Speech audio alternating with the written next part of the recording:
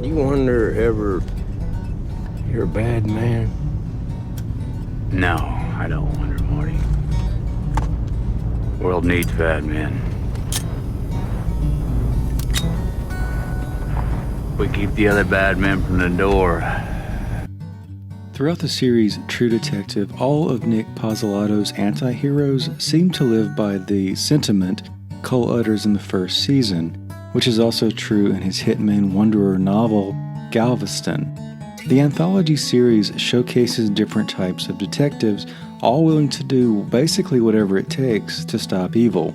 The HBO series premiered in 2014, where viewers got the chance to catch up with Rust Cohle, portrayed by Matthew McConaughey, and Marty Hart, portrayed by Woody Harrelson. Through a non-linear narrative, audiences watched the Louisiana State Police unravel a homicide case to investigate the murder of a prostitute.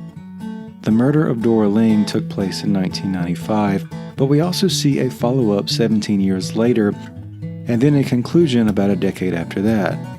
The show is perhaps best known for Cohle's philosophical conversations on pessimism, religion, and life itself.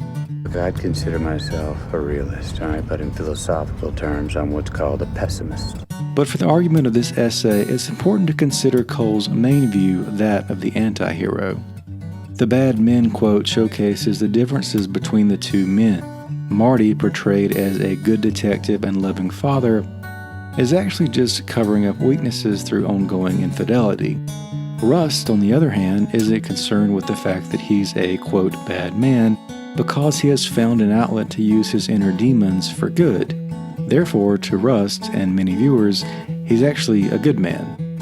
I keep things even, separate. Like the way I can have just one beer without needing 20. People incapable of guilt usually do have a good time. But what is an anti-hero? The oldest story in the world is essentially good guy versus bad guy. But over the years, the storytellers of the world have drastically changed the simplicity of white hats versus black hats. Our good guys do evil things, and our bad guys occasionally show mercy.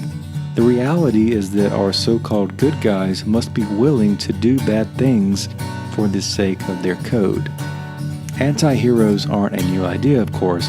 Characters lacking heroic qualities such as idealism or morality have been around since tales of Homer or Dostoevsky's Notes from the Underground, and even the character of Don Quixote to a degree. In fact, it wasn't until we started to characterize characters that good guys became simplistic in nature. Some of our most well-known anti-heroes come in the form of the wandering swordsman and the lone gunslinger.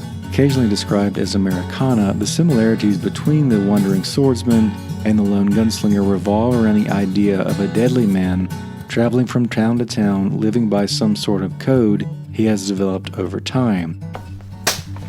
You can see more on that backstory in our video on The Mandalorian.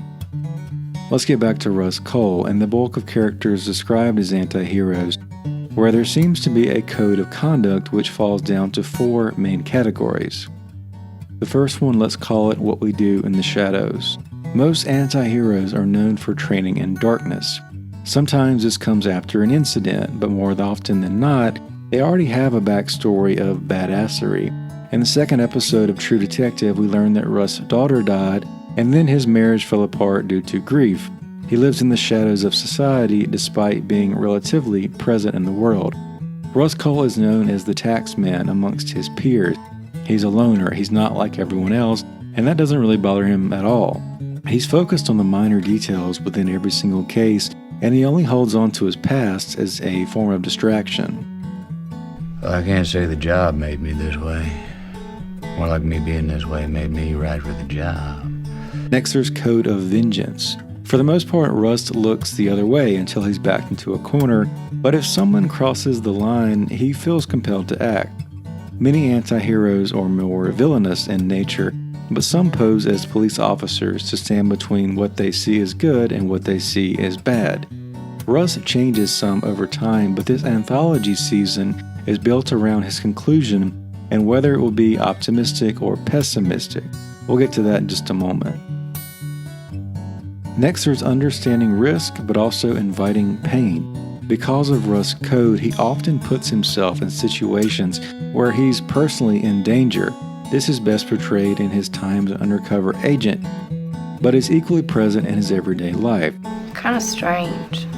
Like you might be dangerous. Of course I'm dangerous.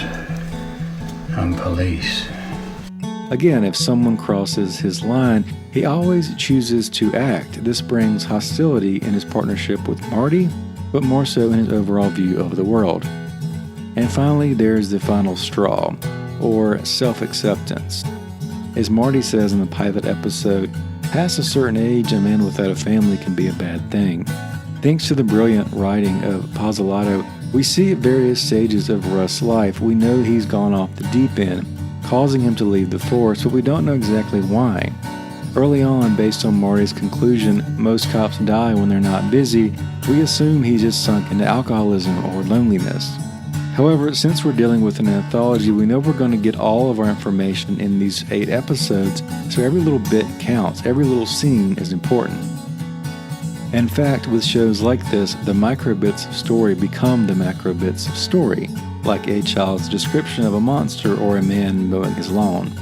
In Rust's mind, the killer crosses the line with his actions, but then the police cross the line by not capturing the right man.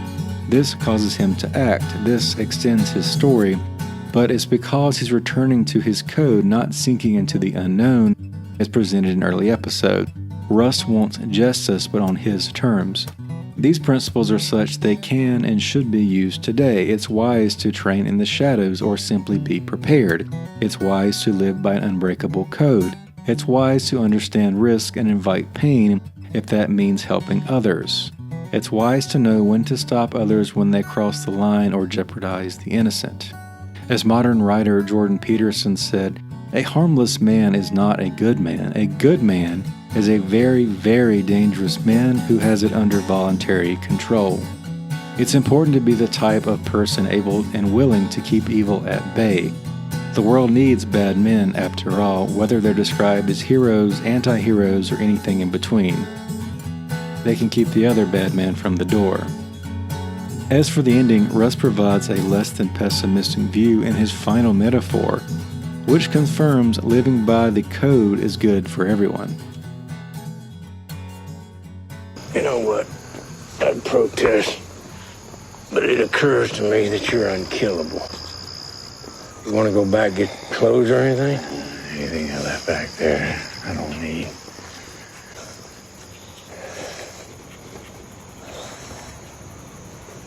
You know, you're looking at it wrong, that sky thing. How's that?